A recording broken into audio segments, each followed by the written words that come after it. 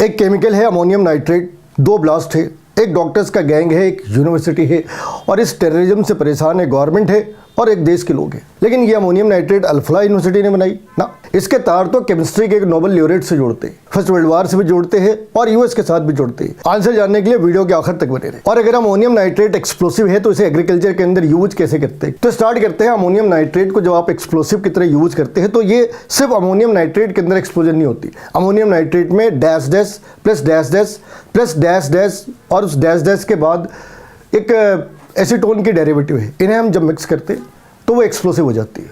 कितनी तुम्हारी इमेजिनेशन के बियॉन्ड। तो ये अमोनियम नाइट्रेट ब्लास्ट करने के बाद nitrogen plus oxygen plus water vapour generate करते हैं। इसमें जो ऑक्सीजन है आग के फैलने में उसे सपोर्ट करती है। अगर हमने 1 kg अमोनियम नाइट्रेट यूज करा तो उससे करीब 1000 लीटर तक गैस एसटीपी के ऊपर बन जाती है। एसटीपी वर्ड यूज करा तो 1000 डिग्री सेल्सियस के ऊपर कितनी बन सकती है, तो अप्रॉक्स 30,000 लीटर गैस बन जाती है। और ये जो गैस सडनली बाहर आती है उसने एक शॉक वेव क्रिएट करा होता है जिससे लोगों के हाथ पाँव और बॉडी का हर वो हिस्सा जो उसके कॉन्टैक्ट में आता है वो उड़ जाता है।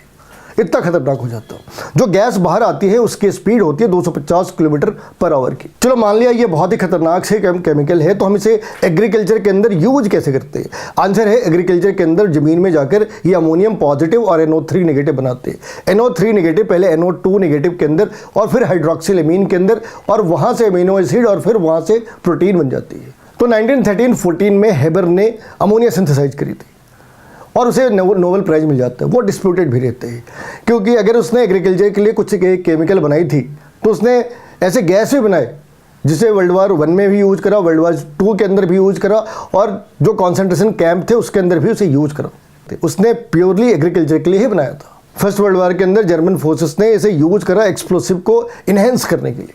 फिर 1920 में यूएस ने इसे यूज करना स्टार्ट करा माइनिंग्स के अंदर और तब नाम रखा ANFO, ammonium nitrate fuel oil. तब इसे कंट्रोल्ड एक्सप्लोसिव के अंदर यूज कर रहे थे माइनिंग्स में। फिर टेररिज्म में कब यूज करा, तो ओक्लाहोमा 1995 में यूएस के अंदर जो ब्लास्ट हुए थे उसमें पहली बार अमोनियम नाइट्रेट को प्योरली एक्सप्लोसिव की तरह यूज करा। लेकिन एक सवाल अब भी रह जाता है कि 1920 से जब यूएस इसे कंट्रोल्ड एक्सप्लोसिव की तरह यूज कर रहा तो मार्केट में फ्रीली अवेलेबल कैसे है। उसका आंसर है सेकेंड वर्ल्ड वार और उसके बाद की इकोनॉमी। यूएस और यूरोप की ऐसे 15 से 20 फैक्ट्रीज थी जो सिर्फ बम बनाया करती थी।